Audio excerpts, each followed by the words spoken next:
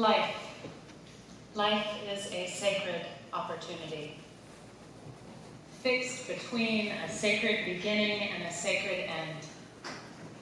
It is a moment that stretches as wide and as deep as our strength, our patience, our integrity, and our love can stretch it. It is a gift from that which is larger than any one of us, a gift that we must recognize as a gift before it will open. Jack Drucker received the gift of life.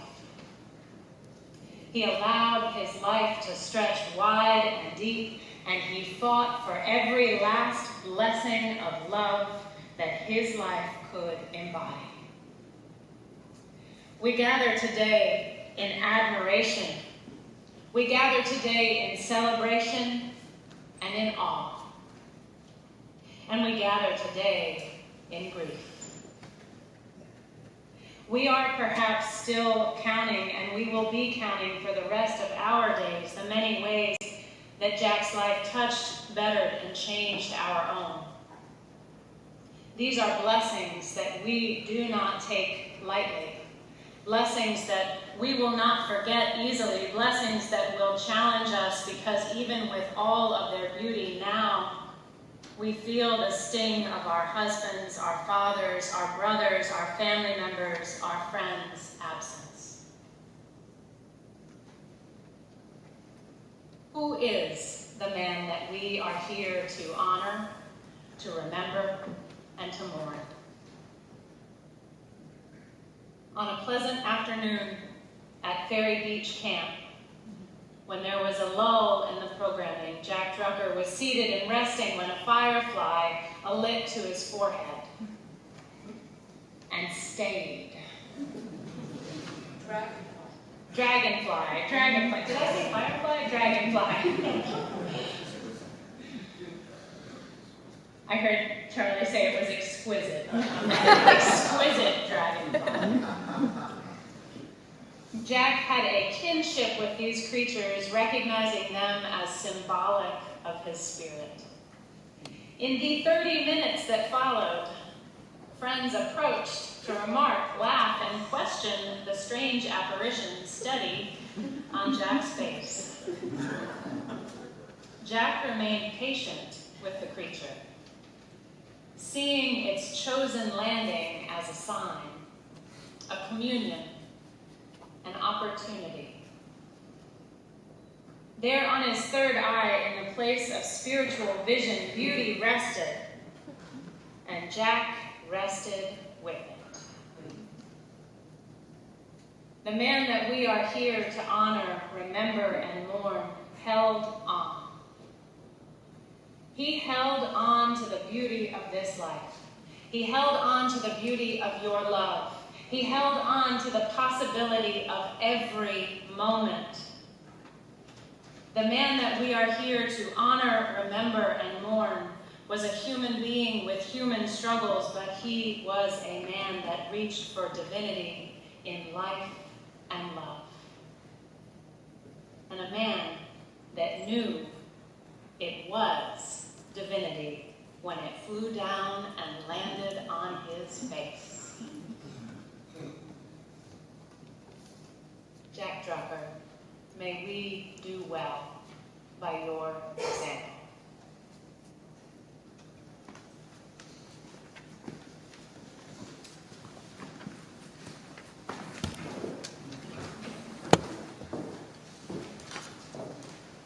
Hello, everyone.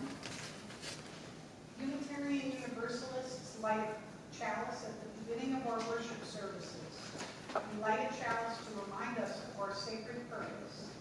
We light a chalice to bring warmth in our gathering and to call us towards the beacon of truth.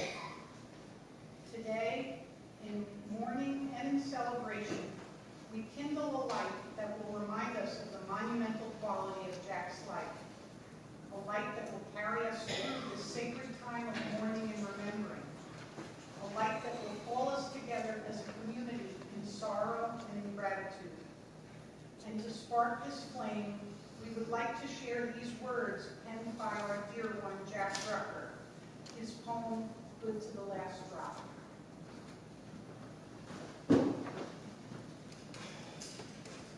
Good last drop. Blessed are they who can drink and enjoy the nectar of life, even as they know their glass is less and less full. blessed that day. Thank you, Jack, for being an example of exactly what you wrote.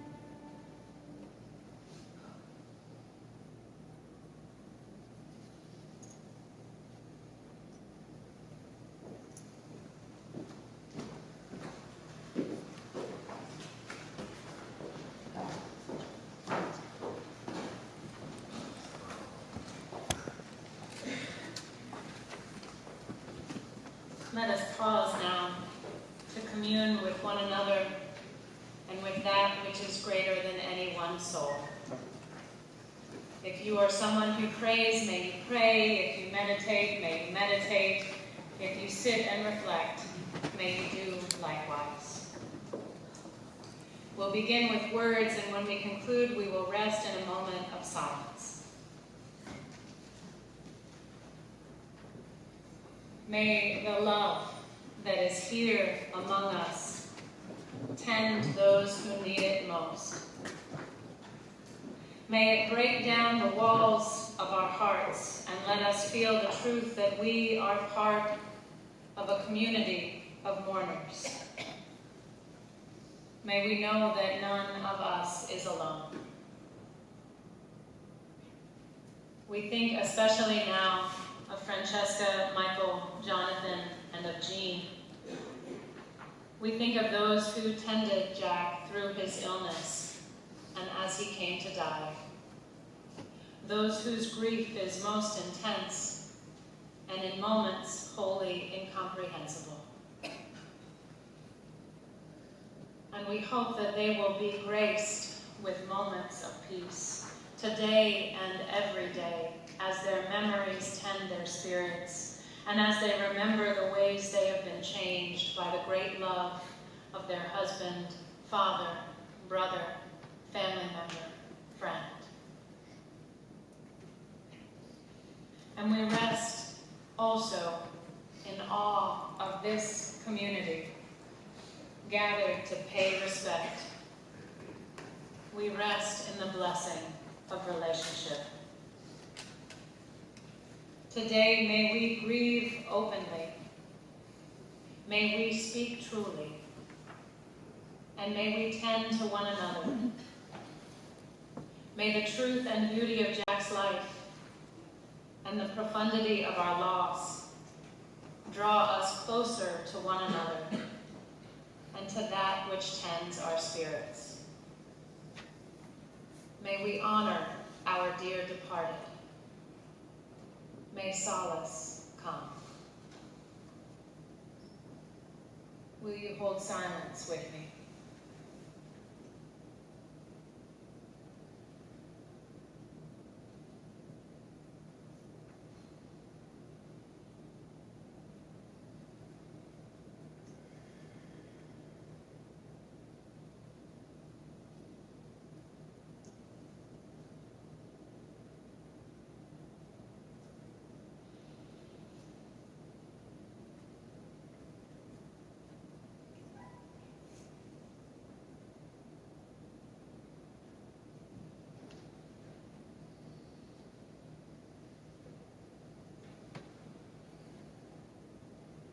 May the people say, Amen.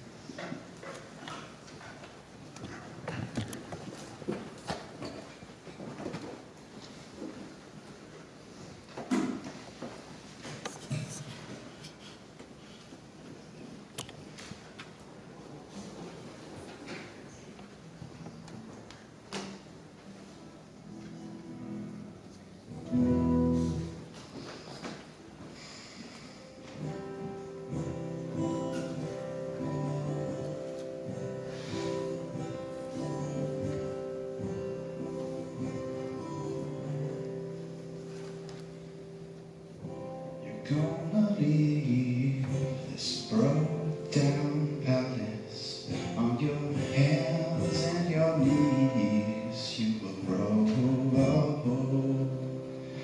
Make yourself a bed by the waterside. In your time, you will roll.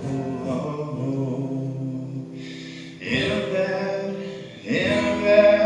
by the waterside, you will lay your head. Listen to the river sing sweet songs to rock your soul. River gonna take you, sing you sweet and sleepy. Sing you sweet and sleepy all the way back home.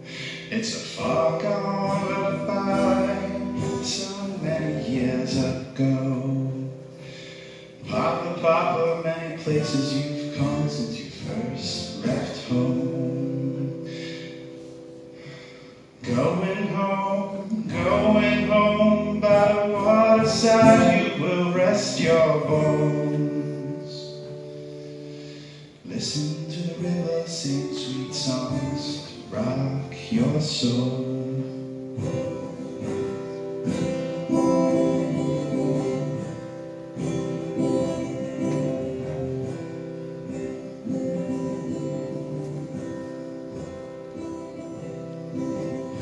I'm gonna plant a weeping willow on the banks of green edge Hillbrow. I sing a lullaby beside the water. Bodies come and go, the river rolls.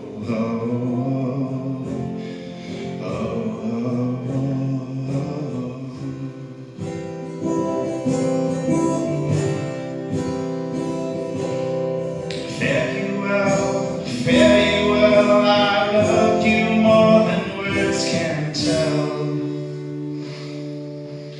Listen to the river sing sweet songs to rock my soul. Fare you well, I love you more than words can tell. Listen to the river sing sweet songs to rock your soul. Listen to the river sing sweet songs to rock your soul.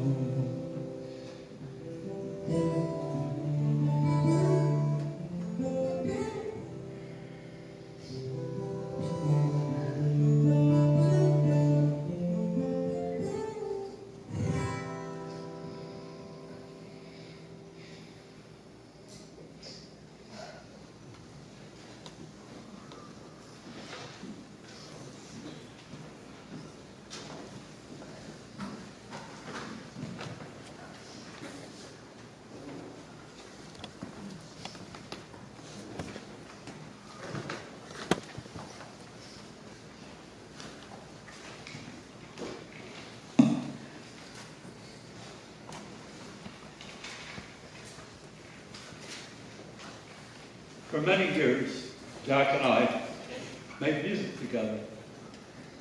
As you know, he's a flutist, a wonderful flutist, and I'm a pianist.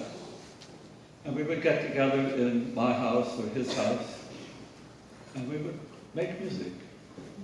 And this a special bond that it created between us and enriched my life. I hope it enriched his too. During the last couple of years, it became difficult for Jack to play. He had oral problems, and it made it difficult for him to know where to place the flute on his lips to be able to play. Not to be daunted by this, he bought a little mirror with a clip, and he put it with a light on his music stand, and we continued to play. As he weakened, we played less and less, but we always kept playing. The last time we played was last New Year's Eve. We were at a party, and he had brought his flute, but we weren't sure we were going to play. But about 10 o'clock at night, we were both a little more relaxed. I know I was. And I said, let's play. And so not only did we had both been working on a 3-movement Bach sonata, but we had never played it all the way through because we didn't have the strength to do that. So one day we'd play one movement, another movement, another day.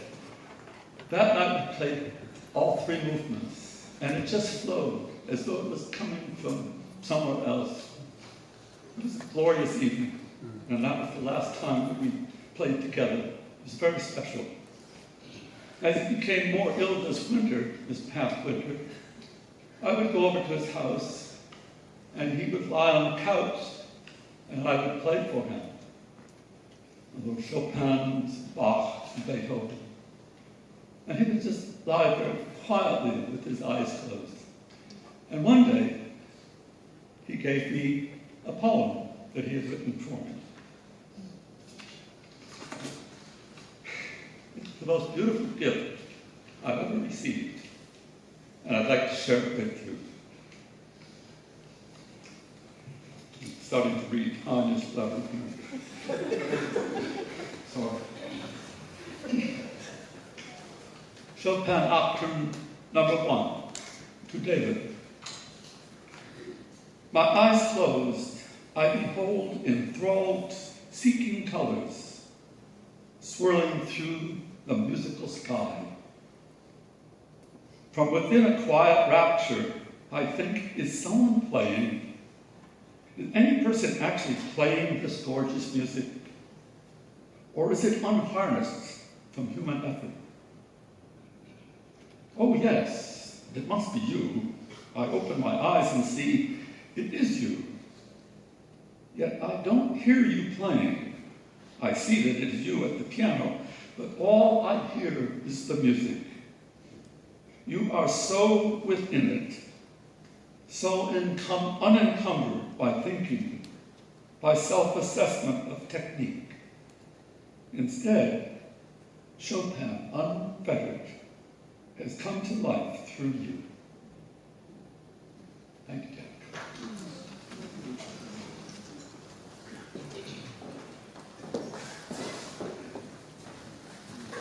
Let us sing.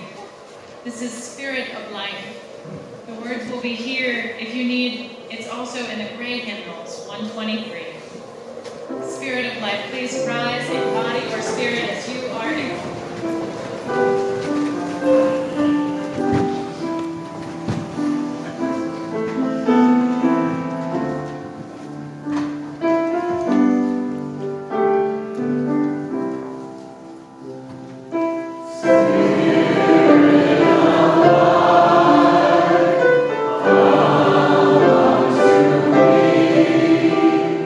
Sing in my heart, all the Spirit.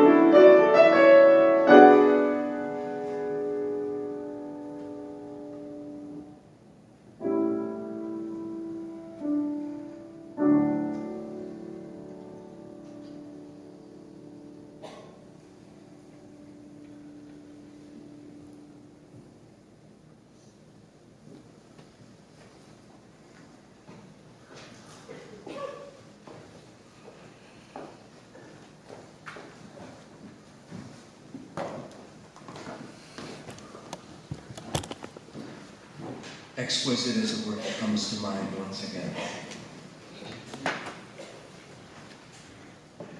In the many years that I did memorial services in this room, the first words usually that I would speak are, "This is a time for love's confession, a time of memory." And it's a time for confession this afternoon. And a confession that I would like to make is I would like you all to know, Francesca and Michael and Jonathan, I would like for you to know how hard it was for me not to be able to engage with you over the past couple of years during these last months with your father, with Jack. And yet I was buoyed to know that you were in the good care of ministers who cared so much for you. And that was some solace to me, and I wanted to let you know that here. The last time that I saw Francesca, you and Jack, was for the installation, and you were sitting back towards the back there, and both you and Jack looked at me and smiled toward me, and the smile on your face, Francesca, said, "This is hard, Charlie. This is hard." And the smile on Jack's face said to me, "I think this might be the last time we see each other." And in fact, it was. So, a hymn that came to mind to me as I was thinking about this moment in the service is number 6 in the hymnal. One of the lines is, "If they ask what I did well, tell them I said yes to life. And if they ask what I did best," amens, "if they ask what I did best, tell them I said yes to love." And Jack said yes to life, and Jack said yes to love. And I have to believe that his struggle over these many years was his saying yes to life and yes to love. He struggled because he loved it so much. I wanted to give a slight reflection of, from the perspective of a minister. Jack built a theater community in this congregation, and brought several of you into that with him, and that was a religious community of theater. It was a community of spirit. It was a community of love. It was a community in the spirit of enterprise, of aspiration, and of hope. And it was his love for theater that did that. And his love for theater went beyond these walls. I'm remembering a night we were down, I'm forgetting what town it was in. He was in a play, and he was the bad citizen, supposedly. What was that? And we all went out to dinner together. Like 40 of us went out to dinner together, and there was community around that experience that Jack created. And we loved being together, and then we loved going to see Jack be such a horrible citizen. And the truth of it is, he wasn't a horrible citizen. He was the best citizen because he was willing to question authority in that play. What was the name? Enemy of the People. And Jack's music. The pulpit used to be on the other side, and I would sit over there, and Jack would play with your accompaniment, and Marcus, he would play with your accompaniment, and others before the two of you, and I would sit in my seat before giving a sermon and think, how could it possibly be better than this?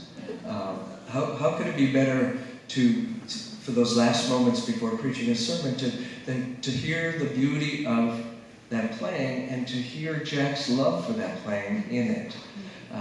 It was amazing. And I wanted to say a word about personally what Jack did for me. Jack was my back man.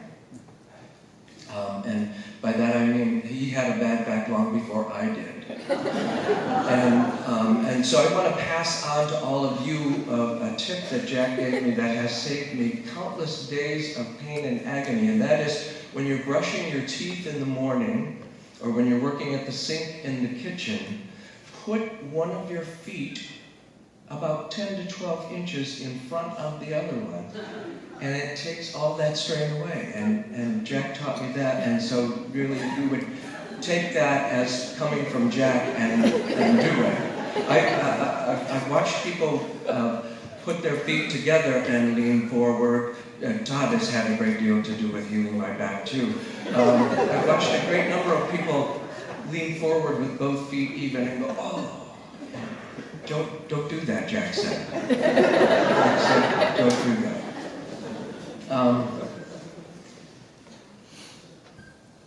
The thing that, this one goes back a few years, but the thing that for me exemplified Jack in the congregation was when Jack was the chair of the worship committee.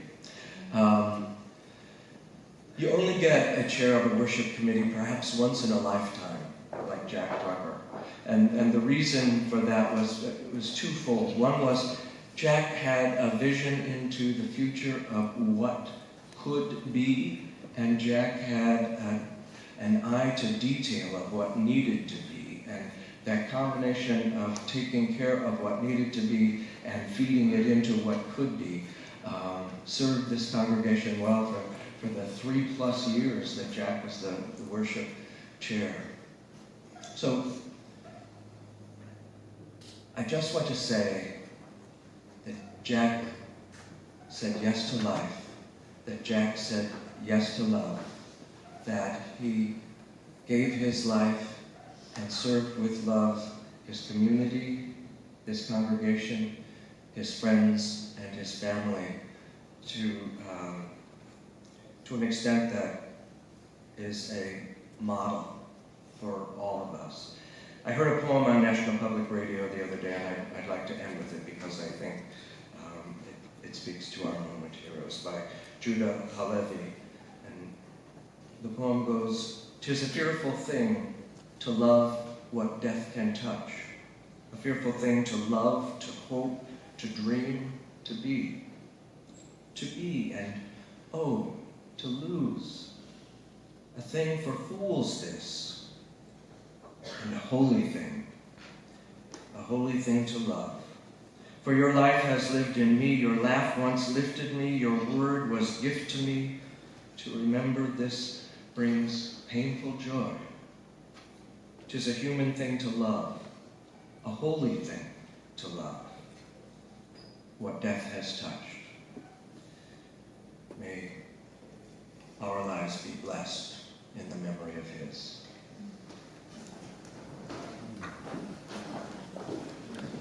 Grateful to present this piece today with EP playing flute and my dad on the violin. As a child, especially an only child, it was somehow comforting to know that my father grew up with a wonderful older brother. In a strange way, it made up for the siblings I didn't have, as did Jonathan and Michael. And it validated the love and respect I felt toward my own dad. I realized to what extent Jack helped raise my dad and gave him much of the nurture that was not so directly passed down to me. So that's what this piece is about, the brotherhood between Jack and my dad, and Jack's special outlook on life. As my cousin Diane so aptly put it at another family event yesterday, Jack's sensibilities were simultaneously spiritual and analytical, perfectly balanced between two seemingly disparate worlds. The title of this duet is Purity, Fire, two words that come to mind when I think of my uncle's warm and gentle spirit and his loving commitment to many things and people he felt passionate about. I love you, Jack. Thank you for making me feel comfortable and happy so many times.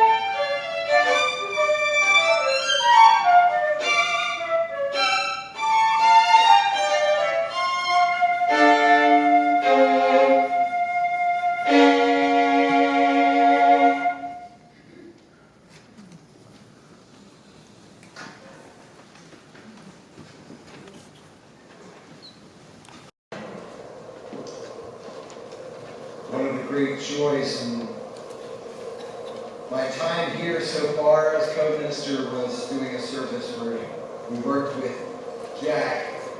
And of course, he brought not just music, but some poetry. So we're blessed now that we're going to share a responsive reading of Jack himself to the house.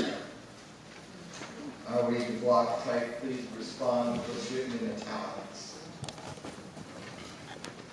It's about welcoming, opening your arms wide to existence.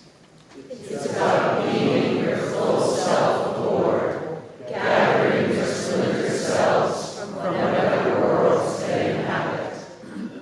Welcome. Now you can see all the beauty under the surface. See all of it. Suffusing into each petal and rosy cheek, each furry face and leaf, each smile and light behind others' eyes that also sparkles in yours. This can be a joyful place which often we fail to see, as our unmet needs tell us it's a barren planet. But it's the closest we can get to paradise. The magic that has conjured up this imperfect world breathed us into life and animates this whole universe, moving it dependably forward in unfailing faithfulness. The sun will come up tomorrow. This is the time of magic.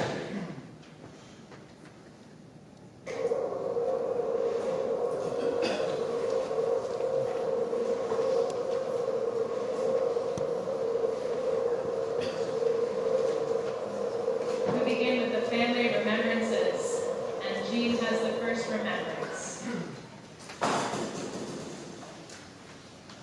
If not Jean, Michael, would you like to come forward?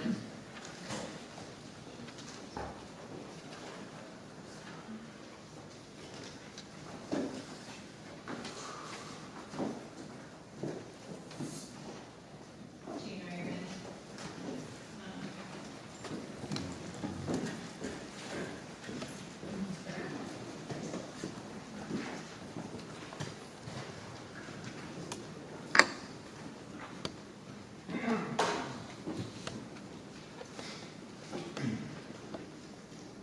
Sometimes, after we turned the lights out in the bedroom we shared in our family's modest apartment in Washington Heights, Jack would say to me, "Let's rate the shows."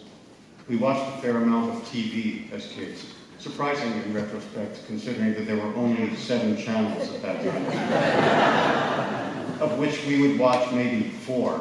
Certainly never anything educational on Channel 13, if we could avoid it. We'd start at the beginning of the week, I can't recall whether that meant Sunday or Monday, and work our way through the 20 or 25 shows that were part of our regular viewing agenda. Jack always made me go first in evaluating each show. I can't remember the numbering system we used, but it often happened that I'd give a higher rating than Jack, and once I heard him express his opinion, would feel embarrassed by my lax standards or unwarranted enthusiasm, and would hastily revise my number downwards. One might guess from this little anecdote that Jack liked to dominate, but that was far from the case. Anyone who knew him, even some of you whose friendship with Jack stretched back to our school years, will recall one of the gentlest souls, someone who possessed great sensitivity to music, literature, and theater. We've already heard a fair amount about that today. In more recent years, we traded recommendations of some of the excellent series that have graced the small screen, but with no compulsion to rate our preferences systematically. The only thing we knew for sure is that both of our wives had limited tolerance for programs that were violent or scary. Jack was always there for me from before I can remember. He was a benign presence who, whether he consciously intended to or not, shielded me during some of the difficult times our family went through, especially because of our mother's physical and emotional illness.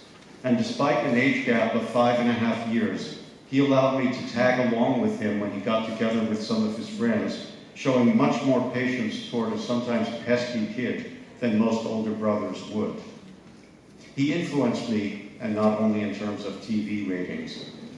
There were certain issues with which he was very concerned as we grew up. Appearing in a high school production of Ionesco's Rhinoceros, Jack learned to shun conformity. I took that up as one of my causes at a time when I was too young to fully understand the social norms and pressures I wanted to rebel against. The next concern was to avoid political, religious, and personal hypocrisy. If only some of our current leaders had listened to Jack. He influenced my tastes in literature, too. I remember that he read an abridged version of Edmund Spenser's Fairy Queen in his second year at City College when I was in 9th grade. I read it too, and we must have talked a lot about the exploits of the Red Cross Knight in the service of Queen Gloriana, Spenser's stand-in for Queen Elizabeth I. I then wrote an allegorical poem for my school's literary magazine full of heavy-handed symbolism based on that epic narrative. Speaking of poetry, many of you know that Jack wrote a lot of it over the years. A friend was helping him put together a selection of his verse, but the last few months of health crises interfered with the completion of that project during his lifetime. What you might not know is that he won a prize at the age of 16 in a contest held by the Chautauqua Women's Club. It was one of the few areas in which he received formal recognition and came at an important time for him as our mother was dying of cancer and struggling with the emotional illness that accompanied it, and our father was preoccupied as he tried to cope with her disease. Our father leaned heavily on Jack for support and practical help during that period, and I'm afraid that he might not always have expressed his appreciation clearly enough. Jack taught mathematics at Borough of Manhattan Community College for decades, but his real passions were music and the theater. He came to a lot of my concerts and was always supportive. I tried whenever possible to attend his dramatic performances, usually at community theaters. From my point of view, some of the most memorable roles that Jack inhabited were Banquo in Macbeth, also the doctor who attends on Lady Macbeth once she has gone mad. Dr. Austin Sloper, the forbidding, judgmental father in The Heiress, based on Henry James's story, Washington Square. The title role in Ibsen's Enemy of the People, as has already been mentioned, and the future President Lincoln in Abe Lincoln in Illinois. This last play is mostly about the great man's earlier years, culminating in his campaign for the presidency in 1860. It was only then that Lincoln grew his beard. Jack gave Lincoln's final speech in Illinois with an artificial beard quickly attached backstage before the last scene. It was very hot and humid that evening, with the result that the sweat and makeup streaking down his face caused the beard to come loose on one side. Without breaking character, Jack did his best to keep one hand pressed against the rebellious beard. If it was a struggle to keep a straight face and a serious voice, he didn't show it. For those of us in the audience, the contrast between the inspirational words and the comical mishap with his makeup may have interfered with a full suspension of disbelief, but it was a valiant effort under adverse circumstances that were no fault of his. Jack took many acting classes over the years and was always trying to improve his craft. He was quite self-critical. He came to the flute relatively late, at the age of 18, but had the opportunity to study with some fine players. He took an early retirement package from BNCC, which happened to coincide with the beginning of his illness, but that was not the reason he retired. The job had grown old and did not engage his interest as much as his two avocations. Those of you who have known him more recently are familiar with the story of his almost 18-year-long struggle with prostate cancer. It was a battle with many ups and downs that sometimes had a deep impact on his day-to-day living.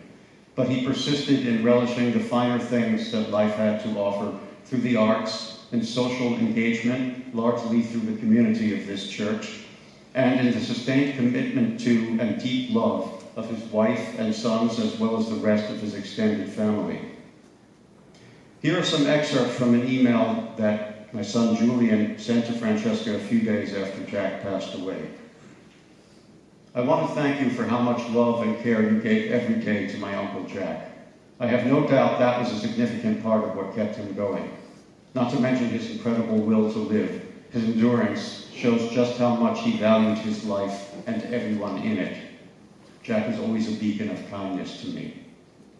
I'm grateful that my visit in July fell on a relatively good day. I admired how high Jack's spirits seemed to be and how he kept thanking each nurse profusely for delivering his meal or adjusting his bed. I'm absolutely sure he was their favorite patient. This is all to say how sorry I am for your tremendous loss. What an incredible partner Jack must have been. And I can only imagine how important it was for him to have you by his side the whole time. I will not stop thinking of Jack. I feel very lucky to be a part of the family that he cared so much about.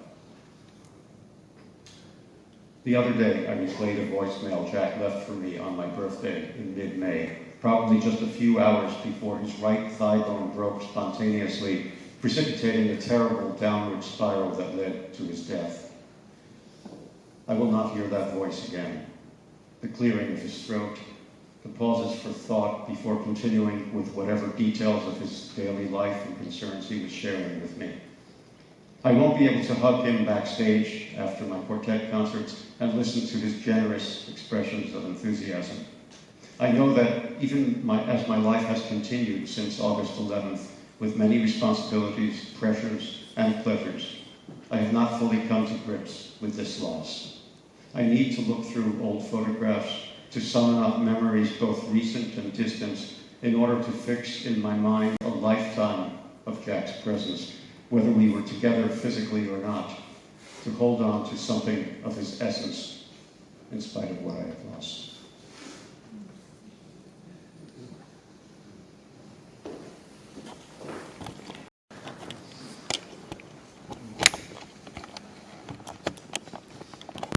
My father was diagnosed. I was a senior in high school. I was secretly distraught by this repetitive, gnawing thought of not knowing what I was going to say at his funeral and memorial service. I was essentially still a child at that time, and while I had an incredibly nurturing childhood, I was really scared of this idea of having to articulate what my dad meant to me. Now, I'm not scared anymore.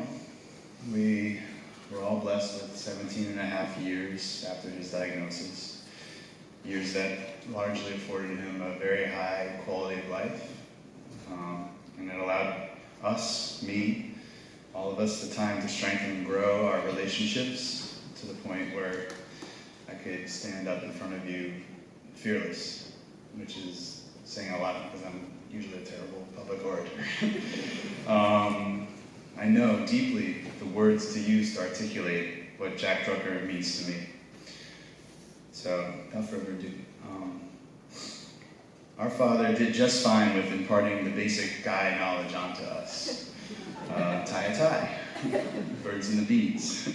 Parallel park a car in a space so tight, it looks like the only way in or out was via a forklift. This is a lesson that both my brother and I often utilize in New York. Shave, which is a lesson that I do think I've mostly forgotten. John actually reminded me just before of a beautiful memory of all the Drucker guys. Me, 13 or 14, our father guiding me, and then John using a blunt or fake razor, maybe with a plastic cover on it, right next to us. And that is a memory that I actually do have. John has the incredible memory, but that is one of the ones that I have also. Anyway, where our father really shined as a dad was leading by example in his ever-evolving masterclass of how to be a wonderful human, and specifically a highly involved man. I strive to embody his traits as much as possible. So, whenever I approach a stranger with kindness and respect, I have my father to thank. Whenever I treat women with dignity and respect, I have my father to thank. Someday, hopefully, this lesson will fully migrate into the basic guy knowledge. But in the meantime, I'm very grateful that my father figure intrinsically knew that. Whenever I stop to smell the roses, whenever I even stop to see the roses, I have my father to thank. Whenever my heart explodes in joy, overwhelmed by my deep love of music, I have my father to thank. Whenever I feel emboldened to step on stage, I have my father to thank. Especially, that's a valuable lesson to me moving forward, as how getting older is no match for a drive to perform, to share one's love of the arts. I mean, he started really launching into it 50 plus, you know, like, that shows me that I have 50 years to mess around and get started, you know. Whenever I eschew the guidance of GPS, because I know a better way, I have my father to thank. He was a living GPS to all of his friends and family before it was widely available to the masses.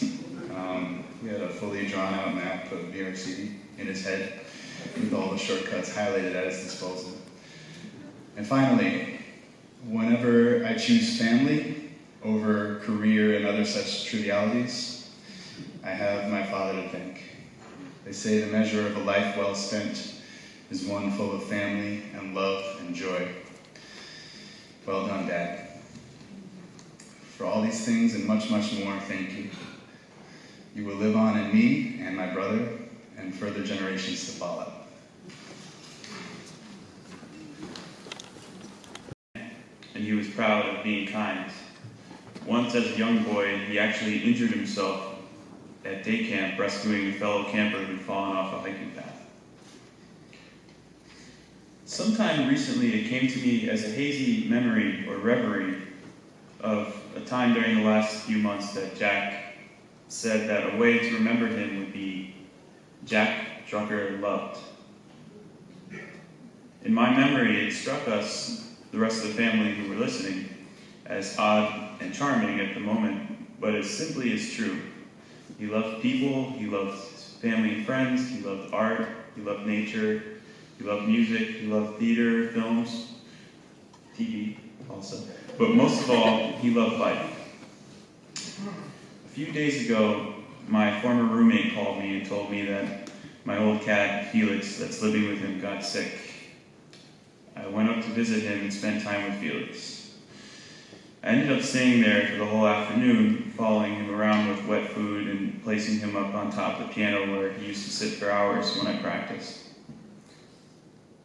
As he and I hung out, our eyes met several times, and it felt like we were reaching into each other's souls. And it struck me that it felt like this whenever my dad and I would look lovingly at one another, especially recently, and also the last time that I saw him. I was deeply moved by trying to help my old cat, and began to see him and my dad as kindred spirits. And it felt like I was practicing the piece that I played today, both for my dad and for Felix. Jack was also an animal lover and adopted animals. Once he found a cat who had walked into his apartment out of nowhere and just was looking up at him. And I'm pretty sure he kept that cat around for a couple years. One fond memory I have of my dad is in 6th grade. I'd gotten a project from math class to make a model of a building. I chose to make a model of an aquarium. I took inspiration from the times we visited aquariums as a family. I didn't really know how to begin, but my dad knew exactly what to get at the local hardware store: balsa wood, glue, and poster board. The process of building it in the garage was exhilarating for both of us, and when it was done, I actually felt as if I was walking across the Stingray Bridge myself. Ever since then, I've been comfortable working with my hands and building things, and I've got my dad to thank for that. Another memorable experience we had together was when I was preparing to apply to colleges that required SAT 2s. My dad quizzed me and realized that over the years I'd been in an innovative interactive math program, that course hadn't exactly covered some of the basics, and I needed to make up for that. Despite the fact that my dad was a math professor, I felt somewhat humbled that I'd fallen behind most of my friends. He then proceeded to teach me about a year's worth of material in 3 days at home, on the corner of the kitchen table. During those 3 days, and especially on the last day, my outlook on math had opened up. He showed me hand-drawn imaginary radial graphs that he kept in a journal, and I was in awe of the calculated curves and lines that somehow came from equations he had done, and I wish there were a fourth day then. I apparently learned enough because I did well on the test. But from that experience on, my mind really sharpened and I became much more analytical like he was. And then one other memorable experience I had was on a day trip in Portland, Maine. We went into a favorite shop, Siempre Mas, and we saw 2 particularly wacky shirts which looked like patchwork quilts. I would have to say my dad initially gravitated towards them more than I would have. But these shirts were so irresistibly fun for us to try on that he decided that we were going to get matching shirts. From then on, I've always felt comfortable being myself, especially when I'm wearing this shirt, which I'll be wearing later.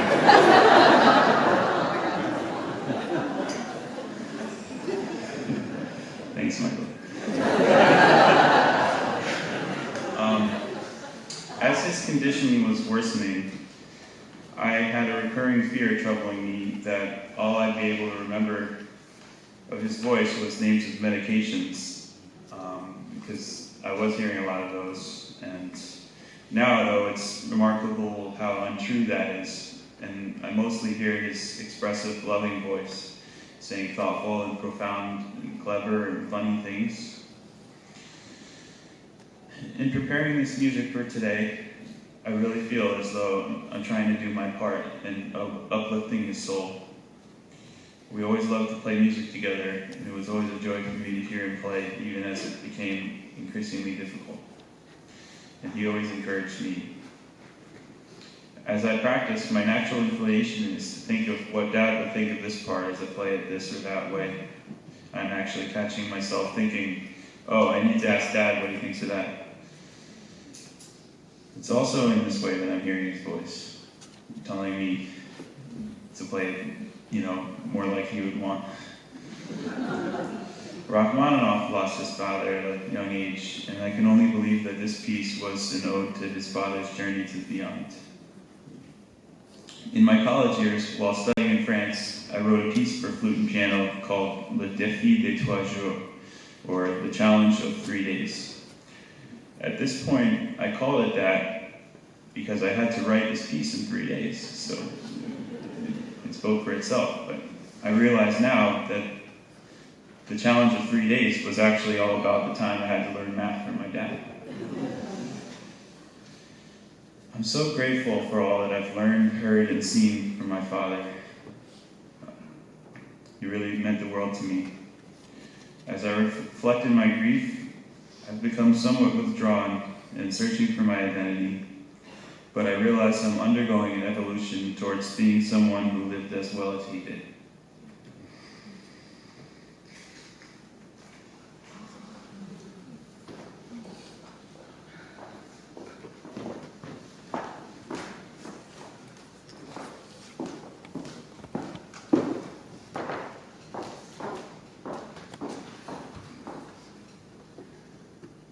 Laughing, because that shirt is pretty ridiculous. And there were 2 of them.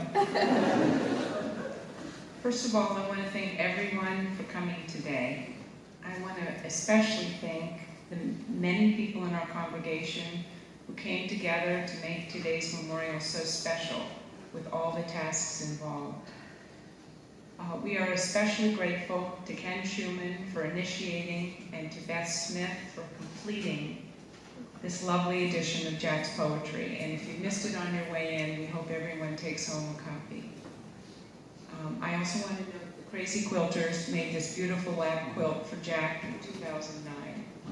And he and I enjoyed it.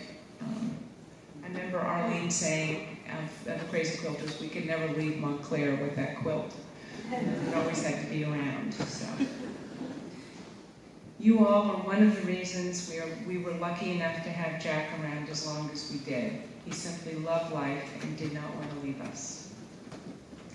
There's way too much to say about the more than 39 years of my life with Jack Drucker, so I picked a couple of highlights.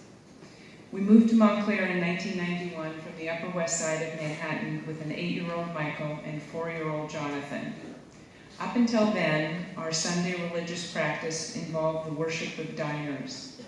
Taking the boys out every Sunday for breakfast on diners on Route 4 in Paramus. It took us a couple of years to find the UU. Like many interfaith couples, Jack was raised as a Jew and I was a very lapsed Episcopalian. This place felt like a good fit for us. We had previously explained religion by telling the kids they were half Jewish and half Christian. What they understood of what that meant was not at all clear, but they certainly enjoyed presents for the 8 nights of Hanukkah and Christmas Day. One day, soon after we began to attend the U, I walked in on a conversation between Jack and John when Jonathan was maybe 6 or 7 years old. He was saying, I'm half Jewish and half Christian. Michael's half Jewish and half Christian. Mommy's half Jewish and half Christian. And Daddy, you're half Jewish and half Christian. Instantly, I was ready to swoop in and clarify the situation for Jonathan when Jack turned to me and calmly said, Francesca, he just wants us all to be the same.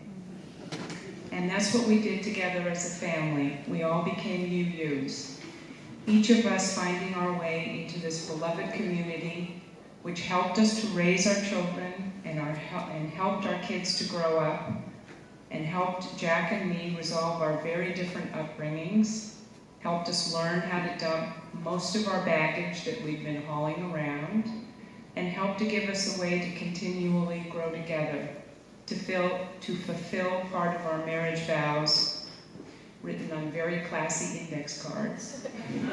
We vow to help each other become the best people we can be. At Ferry Beach, our UU summer retreat in southern Maine, where we went together as a family for 23 years, sooner or later, almost everyone takes a shamanic journey to discover their totem animal. As Anya already explained, Jack discovered his totem animal, a dragonfly. And after my extensive internet research, this is what I came up with. This is a quote, in almost every part of the world, the dragonfly symbolizes change, transformation, adaptability, and self-realization. The change that is often referred to has its source in mental and emotional maturity and understanding the deeper meaning of life. 4 days after Jack died, there was a dragonfly hovering for over a half hour on a stake in a plant on our deck. Jonathan and I crept around the house as we didn't want to scare it away, and it remained there even when we were sitting fairly close on the hammock talking to it. We pretty much thought it was Jack visiting us. This is a sensation we have whenever we see a dragonfly, and it is comforting in its own way. I told this story to our gardener, Joseph Geraci, and was surprised to learn by way of his delivery of a thoughtful gift of a gorgeous painting of a dragonfly that he is an artist. So now we can say hello to Jack whenever we want. Our final song together today, Flying Free, is the closing song at Ferry Beach every year. Jack and Jonathan always played together, and today John and Yuki will be playing. People have always talked about what it means to have a good death, and I would like to share the story of Jack's good death. However, I would first like to thank all of those wonderful medical practitioners of all kinds who helped care for Jack over so many years. In particular, I have to thank Dr. Charles Myers in Virginia, who literally extended Jack's life by 10 years. I also want to thank Rabbi Alyssa Dannon, the pastoral care person of the St. Barnabas Cancer Center, and our ministers, especially Reverend Anya, for helping support and guide Jack and me and our family through Jack's most difficult recent times and after his death. I so appreciate our minister of 20 years, Charlie Ortman, speaking today. He guided us through many a trying time. He had spiritual advice about how to stand next to a sink. I can tell you that his best spiritual advice to me in a crisis was to float on my back in water, to feel the world holding me up. And I have to tell you, it works every time. Our former assistant minister, Mary Tebow, made the trip from Pennsylvania in July to visit as a pastor and a poet and as a friend. And I want to send out a big thank you to all of you who were able to come and support us so beautifully during the last 12 weeks of Jack's life, visiting, shopping, cooking, and caring. And everyone found out when I said I'd be back at the hospital or the rehab at 5, I was back at 6. Everybody was very patient with me. Some of you did not realize how sick Jack was, nor how difficult some of his treatments were and how much pain he endured. He came through so many times that we didn't realize that he wasn't possibly going to be able to make it this last time. But everyone, doctors included, were hoping for the best. We all encouraged John to live his life and gave our blessings for him to fly to France to meet up with Yuki on Sunday, August 6th. Things deteriorated very rapidly in the next couple of days after that, and John and Yuki had to find a way to return as quickly as they could. We thought we had a couple more weeks with Jack at that point, but he developed pneumonia on Friday afternoon. His last words were, "Hug me," to Michael, and Michael arrived Friday night. We had told Jack that we loved him and it was okay for him to let go, but we also told him John was on his way home. Mixed messages to the end, poor man. I'm gonna let go, but John's on his way. Michael and my sister Deborah and I were with our beloved Jack all night Friday. When it became clear around 5 a.m. that he would not last until John and Yuki's returned, we called them and found them at an airport in southwest France, waiting to board a plane for Paris to bring them back. We put my phone next to Jack's ear at about 6:15 a.m., and for all intents and purposes for Jack, Jonathan was in the room with him. Jack's face completely relaxed, and his breathing slowed even more. John then took his melodica into a bathroom stall in that airport and improvised a haunting melody for his father. And on the last note, Jack died. He was waiting for Jonathan, and John was able to close the circle of love of our family. It was a good death. As hard as it was to let him go, he is no longer in pain. As Winnie the Pooh said to Piglet, "If ever we are apart, remember one thing, I will always be with you. Jack will always be with us."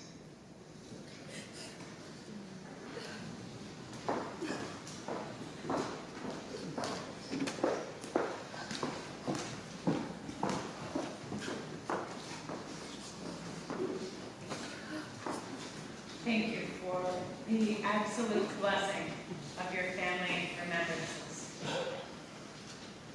Jonathan shared the words that Jack perhaps asked to be remembered by. Jack Drucker loved. When you said that, I heard it another way. I heard it with a comma. Jack Drucker loved without a comma is the truth of Jack Drucker, that he loved. Jack Drucker, comma, loved is the truth of this gathering. Let's enter into a moment of silent meditation to hold what has been shared and to love deeply.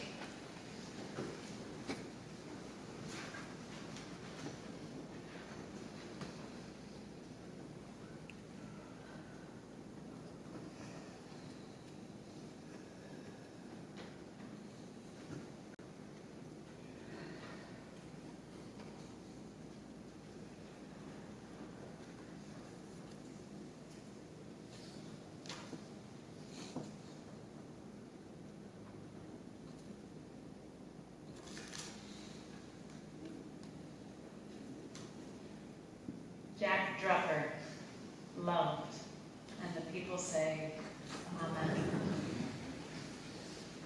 Leslie Stern, will you please come forward and share a remembrance?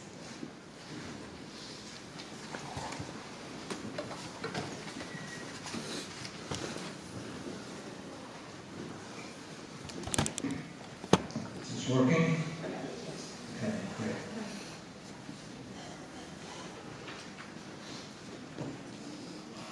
I lost a dear friend. Jack and I first met as students at the Bronx High School of Science. I was involved with distributing the New York Times to students and teachers.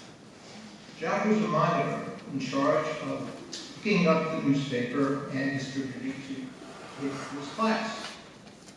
We began a friendship that continued through City College and beyond. Many years later, Isaiah, my wife, and I met Francesca on a ski trip in New England. When we returned to New York, we invited her to a meeting of COP, which is a spiritual organization. We had also invited Jack. It seemed that it was Beshared, or meant to be, that they would meet and find each other at that time. Jack often expressed his appreciation for having met his beloved wife through the New York Times. Over the years, we would share many special occasions. One of these occasions was our annual apple picking adventure. As couples, we would join with our friends Paul, Phyllis, Larry, and Martha, and venture to upstate New York or New Jersey. In the earlier years, after loading up with apples, we would stop at Rockland Lake State Park to play some tennis. Jack happened to have a ferociously powerful serve. You may not know that. As our children came into the world, they would join us. We enjoyed sharing this opportunity to watch all the children grow from infancy to adulthood. Jack always was filled with great pride in Michael and Jonathan.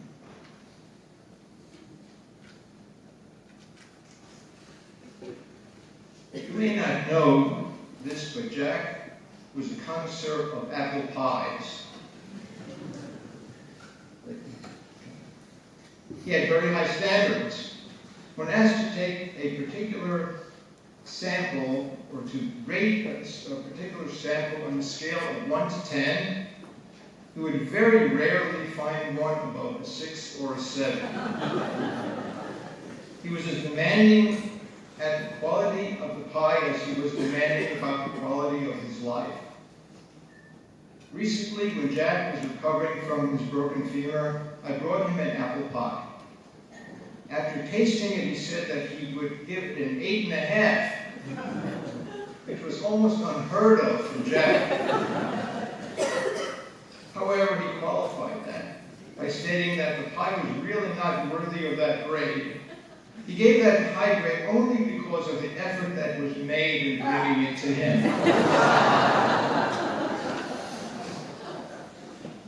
Jack possessed a strong spiritual nature that transcended all religions. As a member of UU, he was actively engaged in making this a better world. Of his many attributes, Jack was a talented musician. He even enhanced our wedding ceremony with his flute-playing virtuosity. As an actor, Jack graced many stages, in performing many varied roles. He always seemed to have selected the most challenging ones. One performance in particular stands out for me. And Gene alluded to the role where Jack played Abe Lincoln in Illinois. He gave an incredible performance. I did not remember the part where he was putting back his beard.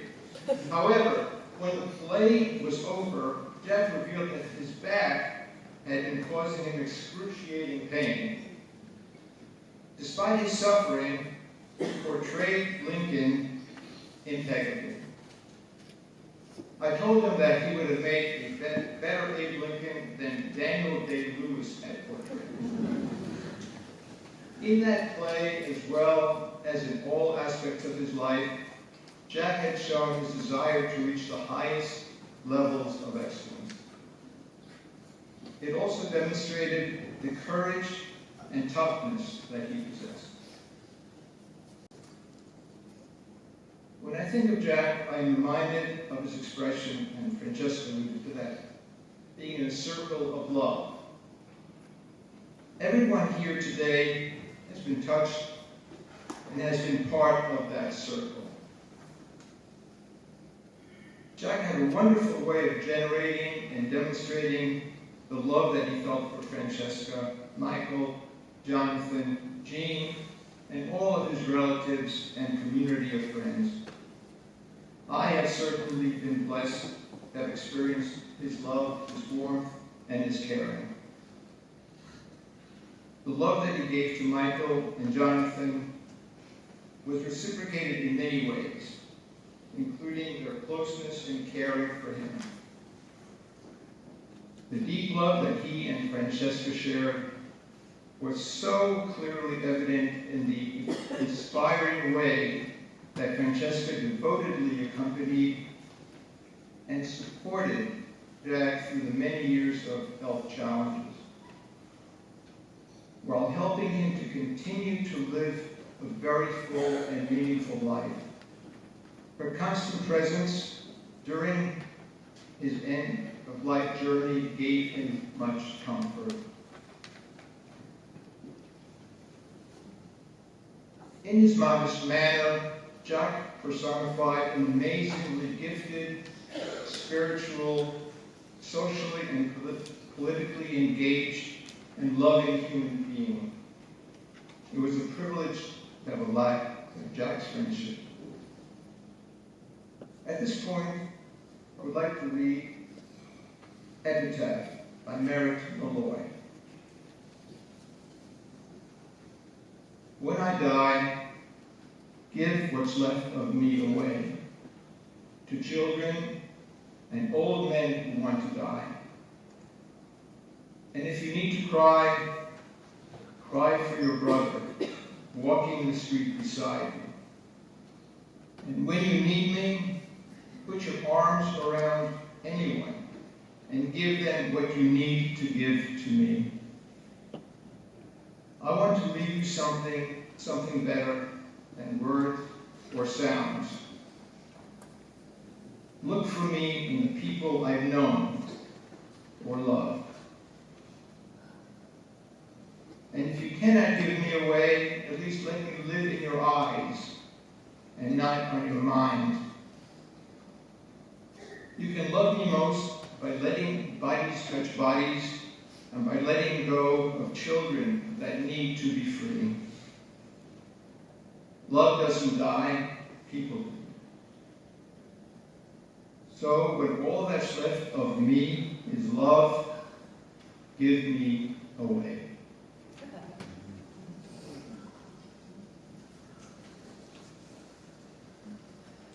Now I can picture Jack up above, happily playing the flute, surrounded by all of the other angels. Well, those of us down here on earth miss him greatly.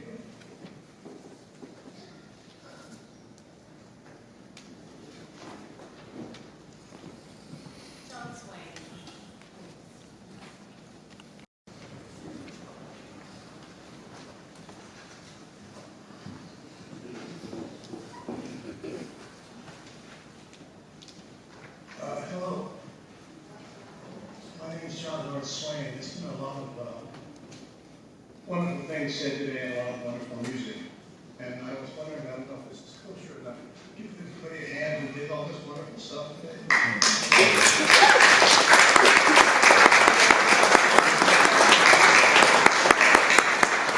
have a feeling that if Jack was here, he'd clap his ass off for me.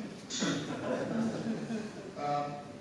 was pleased to have known Jack for the last 8 years, and I was very honored today when Francesca asked me to speak. And if you'll allow me to paraphrase Mark Anthony's speech in Julius Caesar, we didn't come here today to bury Jack, but we came here to praise him. That's exactly what we're doing. Because Jack is a man who deserves much praise. Many of you here knew Jack for a variety of reasons. Some of you knew him as a great mathematician, a respected math teacher. Others as an outstanding flautist. Still others as a poet, a champion of causes, an important member of the UU community. And many of you knew him as a devoted family man, an adoring husband, Jessica, a beloved father by Michael and Jonathan. But what some of you may not have known is that Jack had a double life.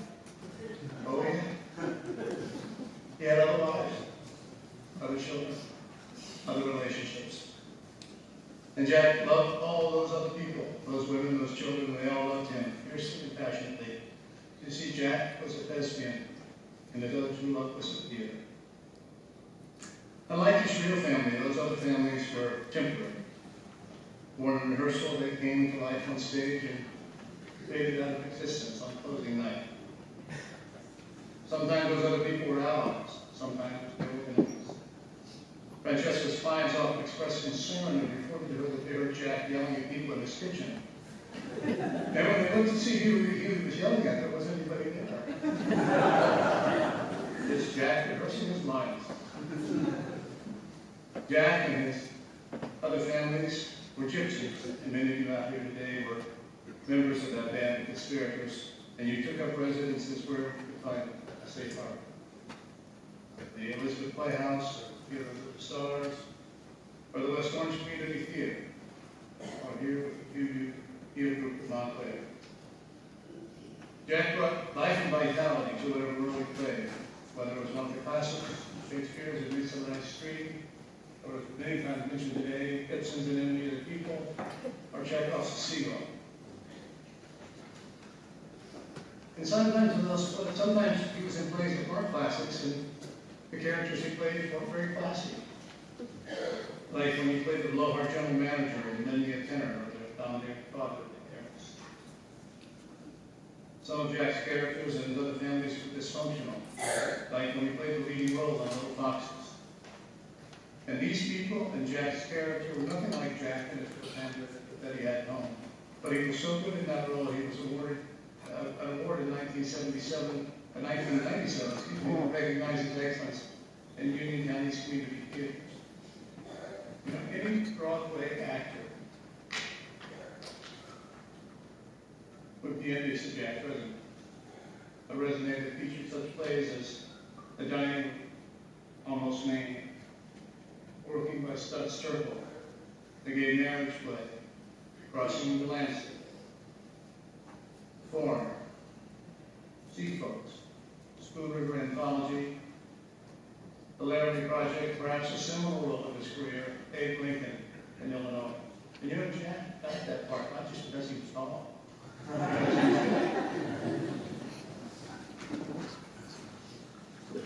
One of the projects Jack worked on was A Walk in the Woods, which for those of you who don't know, who aren't familiar with it, is a fictionalized story about a real event that took place during the height of the Cold War.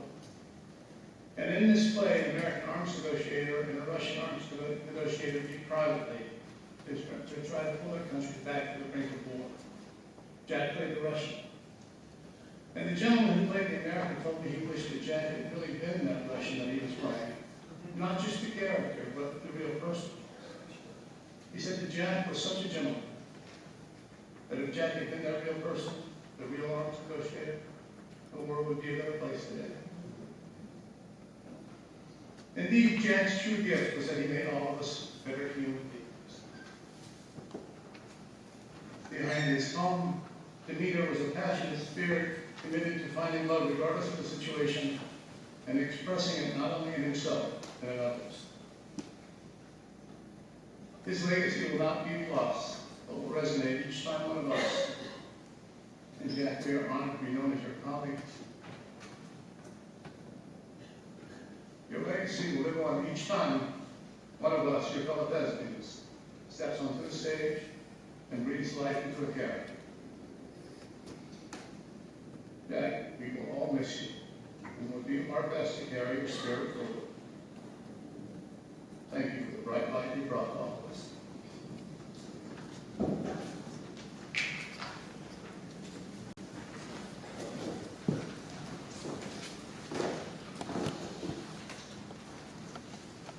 Thank you. Thank you to all who have shared. I have to admit, for a moment there, John, in the beginning, I was a little bit frightened when you were saying that John had other lives and other wives. But everything else that was shared just opened my heart. I feel that this community is full at this moment, to the brim, with memories that if we took the time to hear, would make us all far better human beings. So may we have that time to share in the moments that follow our service. I knew that I needed to know your father, your husband. I knew that I needed to know the tall man beset by illness, but still suffused with light.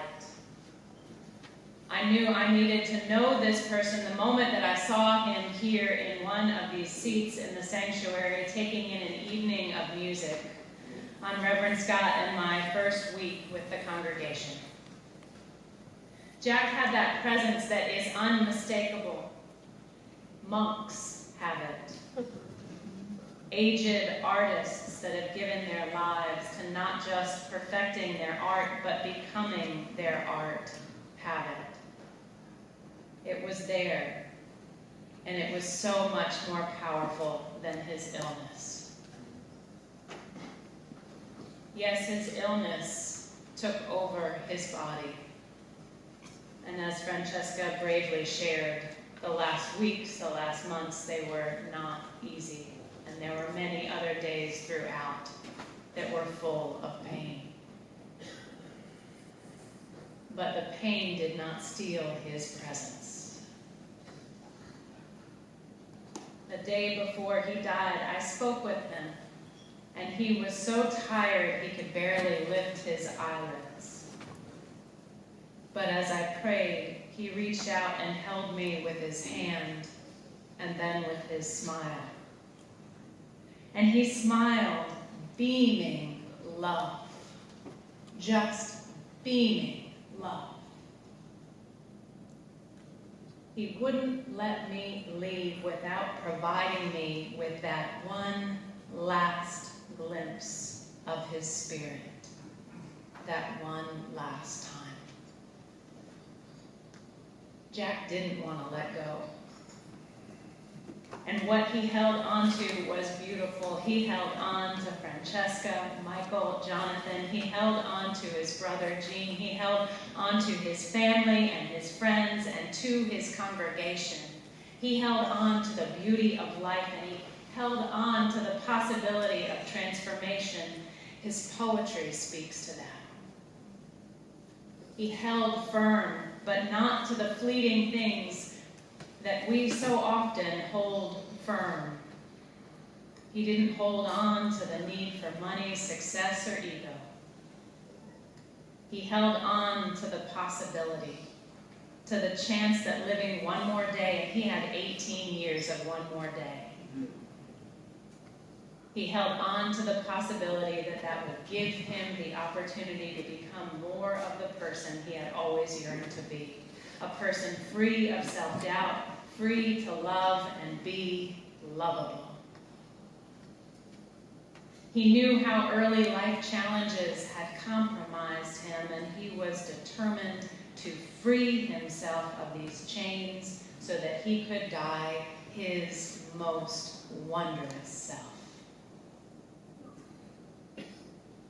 There was incredible pain for certain, and his dear ones beheld that. They beheld the ways he struggled. but that which was indomitable in Jack remained and still remains.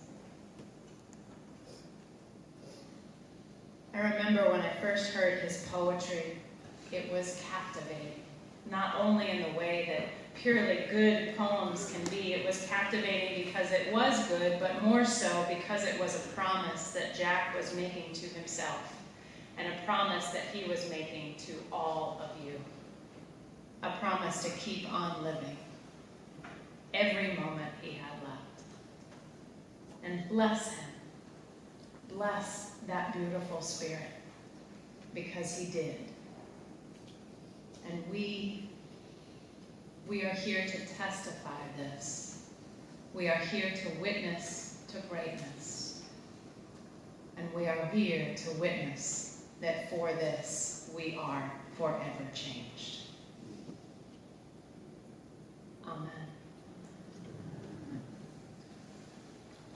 In Jack Strucker's words that he needed to hear and that he left faithfully for us to follow, I offer this benediction. The magic that has conjured up this imperfect world breathed us into life and animates this whole universe, moving it dependably forward in unfailing faithfulness. The sun will come up tomorrow. To help us with our closing hymn, we have, I believe, Alice leading us on a microphone. And the Ferry Beach family will join her here on the chancel. Yes, you will, even if you didn't know this was happening. Here on the chancel to help lead this faithful Ferry Beach song, Flying Free. Please come forward.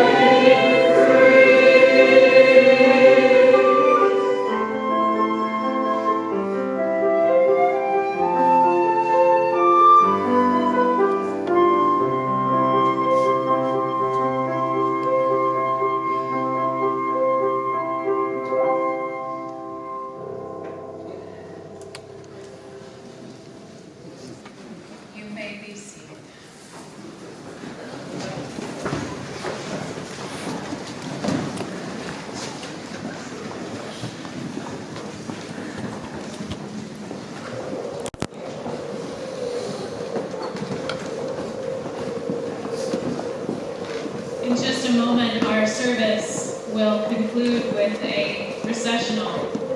And we will move to Fletcher Hall, which is behind me for our repast, but allow me first to share just a few words of explanation. We will have a receiving line right here, and you are welcome to greet the family. If you would like to get to Fletcher Hall and greet the family later, you can walk behind the piano through the minister's study and get to Fletcher Hall that way. Now let us conclude, knowing that this work is never concluded, that love never ends. But let us move to the close of our service.